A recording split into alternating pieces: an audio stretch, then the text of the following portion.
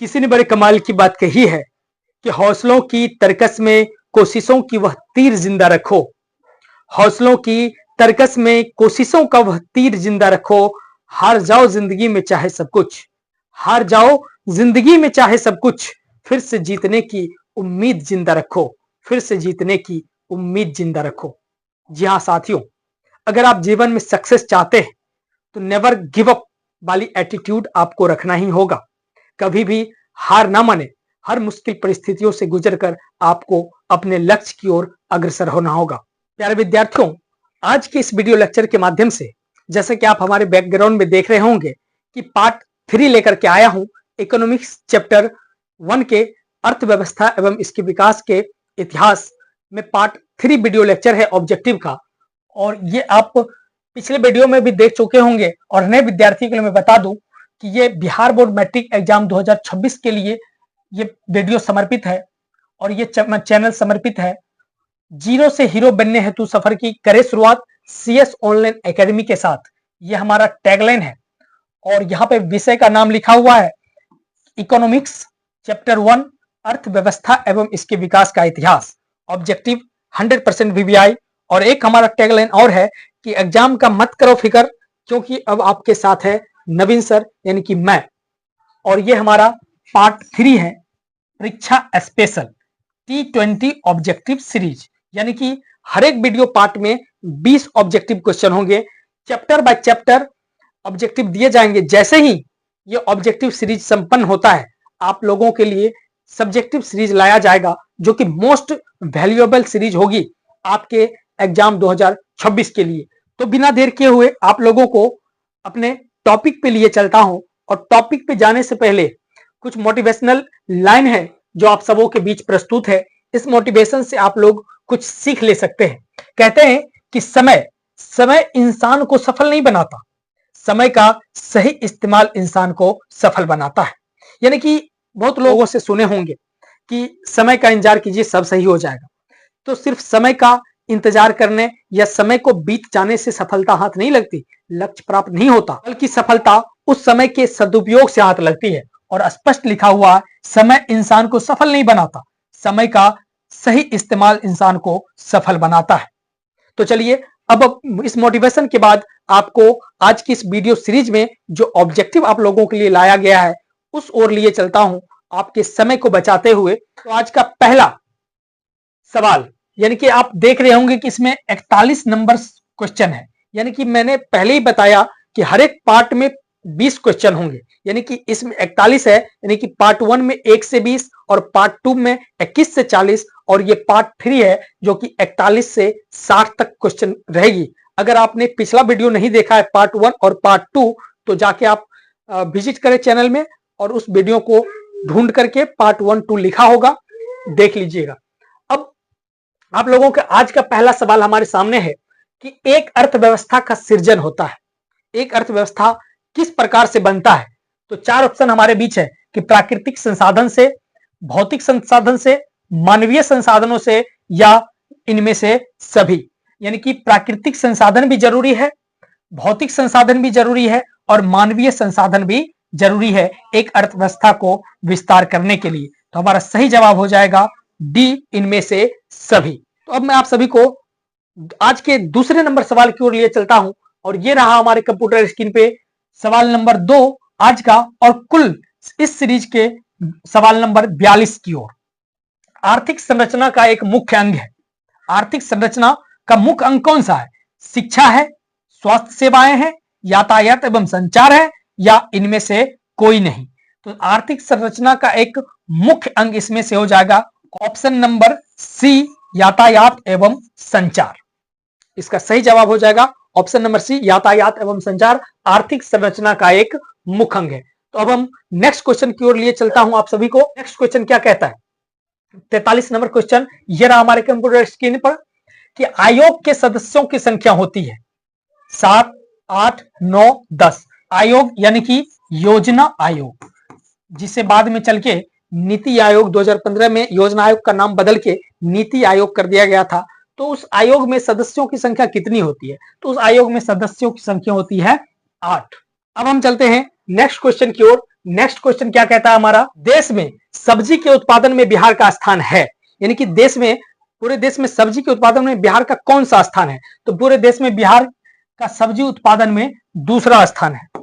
सब्जी उत्पादन में दूसरा स्थान है बिहार का पूरे देश भर में। इनमें से कौन से देश में समाजवादी अर्थव्यवस्था है? चार ऑप्शन हमारे पास है, जापान, रूस, भारत, अमेरिका। इसका सही जवाब हो जाएगा रूस।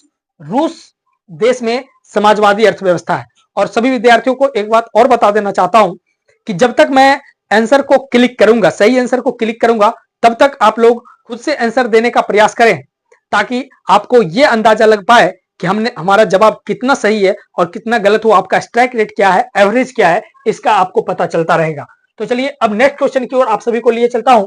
नेक्स्ट क्वेश्चन क्या कहता है कि बिहार में जीवन यापन का मुख्य साधन है, यानी कि बिहार में जो है जीवन यापन करने का, जीवन जीने का मुख्य साधन क्या है? साधन तो बहुत सारे हैं, लेकिन सबसे प्राइमरी, सबसे मेन साधन क्या है बिहार में जीवन जीने का? तो चार ऑप्शन हमारे बीच है, कृषि, उद्योग, व्यापार, इनमें से सभी। ऐसे तो जीवन यापन का साधन व्यापार भी है, उद्योग धंधे भी हैं और कृषि तो है ही। इनका जवाब इनमें से सभी होना चाहिए, लेकिन इसमें एक बात लिखा हुआ है कि बिहार में जीवन यापन का मुख्य साधन है, तो मुख्य प्राइमरी साधन में से सही जवाब हमारा हो जाएगा कृषि। तो बिहार में जीवन यापन के मुख्य साधन कृषि है। तो चलिए अब आप सबों को नेक्स्ट क्वेश्चन की ओर लिए चलता हूं।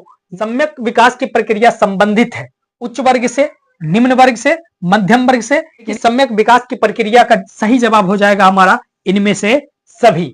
सम्यक विकास की प्रक्रिया संबंधित है सभी वर्ग से, चाहे वह उच्च वर्ग हो, चाहे वो निम्न वर्ग हो, चाहे वो मध्यम वर्ग हो। सम्यक विकास की प्रक्रिया सभी से संबंधित होती है। चलिए अब आप सबों को नेक्स्ट क्वेश्चन की ओर लिए चलता हूं। नेक्स्ट क्वेश्चन क्या कहता है? तो ये रहा नेक्स्ट क्वेश्चन हमारे कंप्यूटर स्क्रीन पर कि भारत के पड़ोसी देशों में किस देश का प्रति व्यक्ति आय सबसे अधिक है? यानी कि भारत का जो पड़ोसी देश है, उन देशों में जो हमारे पास चार ऑप्शन है, इस चार ऑप्शन में सबसे अधिक प्रति व्यक्ति आय किस देश का है? तो सबसे अधिक प्रति व्यक्ति आय श्रीलंका का है और वर्ष 2021 के HDI रिपोर्ट के अनुसार भी श्रीलंका भारत से आगे है। श्रीलंका का स्थान 73वां था, जबकि भारत का स्थान 132वां था HDI के अनुरूप। नेक्स्ट क्वेश्चन कहता है कृषि का विकास करना किस पंचवर्षीय योजना का मुख्य उद्देश्य था? हो सकता है कि मैं PYQ का जिक्र ना भी करूं, लेकिन आप देखते रहिएगा यानी प्रीवियस ईयर क्वेश्चन कि कौन से सवाल कब पूछा गया है। तो यह सवाल है कि कृषि का विकास करना किस पंचवर्षीय योजना का मुख्य उद्देश्य था, और यह 2023 में पूछा गया है कि पहली, दूसरी, तीसरी, चौथी। तो इसका सही जवाब हो जाएगा दूसरी। कृषि का विकास करना दूसरी पंचवर्षीय योजना का मुख्य उद्देश्य था। अब आप सभी को अगले क्वेश्चन की ओर लिए चलता हूं। अगला क्वेश्चन ये रहा हमारे कंप्यूटर स्क्रीन पर कि जीवन की भौतिक गुणवत्ता का सूचक है, यानी कि जीवन की भौतिक गुणवत्ता का सूचक कौन सा है? जीवन प्रत्याशा, शिशु मृत्यु दर, मौलिक साक्षरता या इनमें से सभी? तो जीवन प्रत्याशा भी और शिशु मृत्यु दर भी और मौलिक साक्षरता भी। तो इसका सही जवाब हमारा हो जाएगा इनमें से सभी। जीवन की भौतिक गुणवत्ता का सूचक है इनमें से सभी। तो अब 50 नंबर क्वेश्चन ये रहा हमारे कंप्यूटर स्क्रीन पर कि समाज की सभी आर्थिक क्रियाओं का योग क्या कहलाता है? समाज की सभी आर्थिक क्रियाओं का योग क्या कहलाता है? उत्पादन कहलाता है, विनियोग कहलाता है, व्यापार कहलाता है या अर्थव्यवस्था? तो इसका सही जवाब हो जाएगा अर्थव्यवस्था। यानी कि समाज की सभी आर्थिक क्रियाएं, जो भी आर्थिक क्रियाएं होती है वो अर्थव्यवस्था के अंतर्गत ही आती है। तो आज ये भी 2022 में पूछा गया है। तो अब 51 नंबर क्वेश्चन की ओर लिए चलता हूं आप सभी को। ये रहा 51 नंबर क्वेश्चन हमारे कंप्यूटर स्क्रीन पर। तो विश्व पर्यावरण एवं विकास आयोग की स्थापना हुई। विश्व पर्यावरण और विकास आयोग की स्थापना कब हुई? तो ये हमारा सही जवाब हो जाएगा 1983 में। विश्व पर्यावरण एवं विकास आयोग की स्थापना 1983 में हुई थी। अब 52 नंबर सवाल की ओर आप सभी को लिए चलता हूं।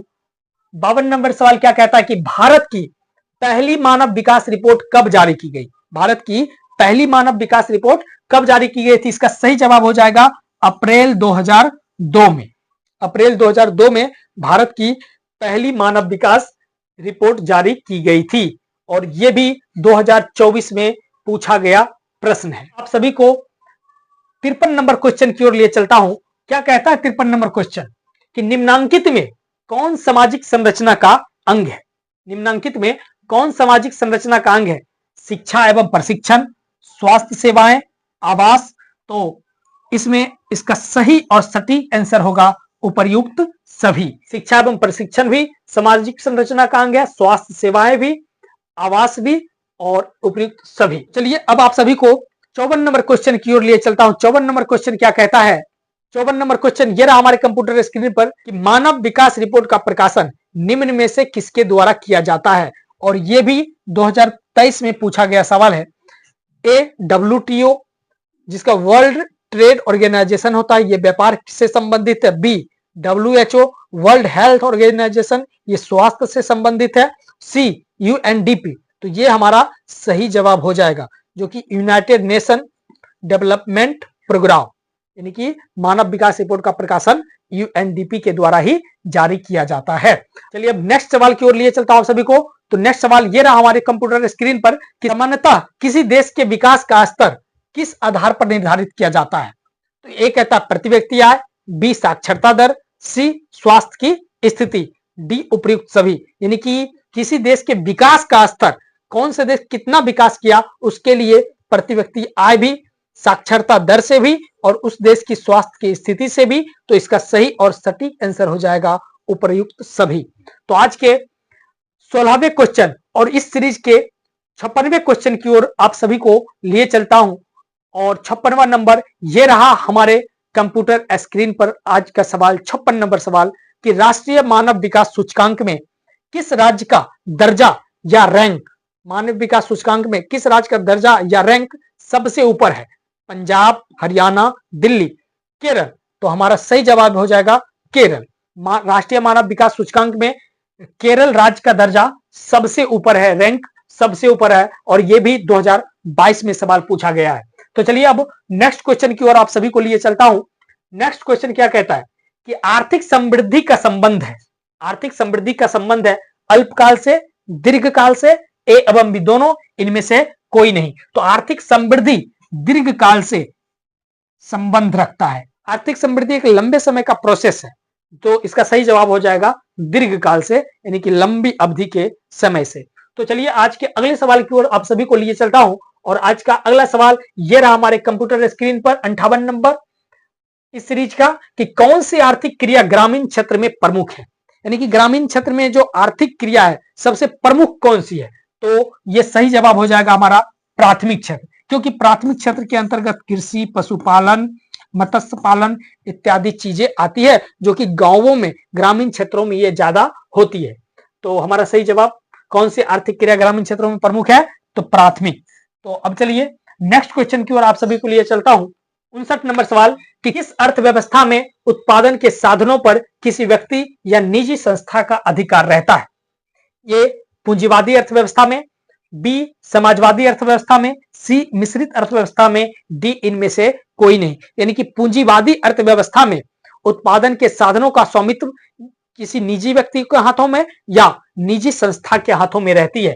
तो इसलिए हमारा सही आंसर हो जाएगा पूंजीवादी अर्थव्यवस्था में उत्पादन के साधनों का स्वामित्व निजी व्यक्ति या संस्था के हाथ में होती है। तो आज के इस वीडियो लेक्चर का अंतिम सवाल, इस सीरीज के 60 नंबर क्वेश्चन, इस सीरीज का 60 नंबर और आज के इस वीडियो लेक्चर का अंतिम सवाल कि भूमि का पारिश्रमिक क्या कहलाता है? ब्याज ये भी नहीं होगा, मजदूरी नहीं होगा, लाभ नहीं होगा, और डी ये लगान। तो भूमि का पारिश्रमिक लगान होता है। तो एक बात आपसे कहना चाहूंगा कि आप नोट कर रहे होंगे कि मेरा सवाल बताने, ऑब्जेक्टिव बताने की जो प्रोसेस है वो थोड़ा फास्ट प्रोसेस है, क्योंकि समय कम है। कम समय में अधिक से अधिक क्वेश्चन आप सबों को करवाऊं और साथ ही साथ कम समय में आप लोग अधिक से अधिक क्वेश्चन कर पाए, देख पाए, तो फायदेमंद होगा। ये नहीं कि बस 20 क्वेश्चन है, इसी में 30 मिनट 40 मिनट आपका समय ले लूं, इससे आपके लिए अच्छा नहीं होगा। इसलिए कम समय में अधिक से अधिक क्वेश्चन आपको करवाने की मेरी प्रयास रहेगी, और आप भी कम समय में अधिक से अधिक क्वेश्चन को कर पाए, डील कर पाए, देख पाए, समझ पाए, तो अच्छा होगा। तो आज के वीडियो लेक्चर में बस इतना ही। फिर मिलेंगे अर्थव्यवस्था एवं इसके विकास का इतिहास का पार्ट 4 लेकर के, जिसमें ये पार्ट 4 अंतिम रहेगा। 80 क्वेश्चन आपको मिलेंगे पहले पार्ट से, और एक में से जितने अधिक से अधिक क्वेश्चन बन सकते थे ऑब्जेक्टिव, उसको मैंने डालने का प्रयास किया ताकि एक भी क्वेश्चन आपसे छूटे ना।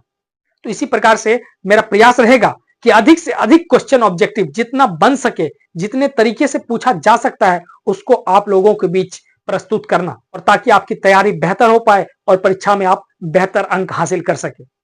और अंत में मैं आपसे यही कहना चाहूंगा कि यदि आपको हमारी वीडियो, हमारा प्रयास अच्छा लग रहा है, वैल्यूएबल है आपके लिए, तो आपसे बस एक उम्मीद है, एक गुजारिश है कि इस वीडियो को अधिक से अधिक शेयर करें अपने दोस्तों के बीच, अपने सगे संबंधियों के बीच। सब्सक्राइब करें, सब्सक्राइब करवाएं, अधिक से अधिक फॉरवर्ड करें, शेयर करें अपने सोशल मीडिया पेज पे, चाहे फेसबुक हो, स्टेटस लगाएं, स्टोरी लगाएं। बस आपसे यही गुजारिश है। तो आज के इस वीडियो लेक्चर में बस इतना ही। तब तक के लिए जय हिंद, जय भारत।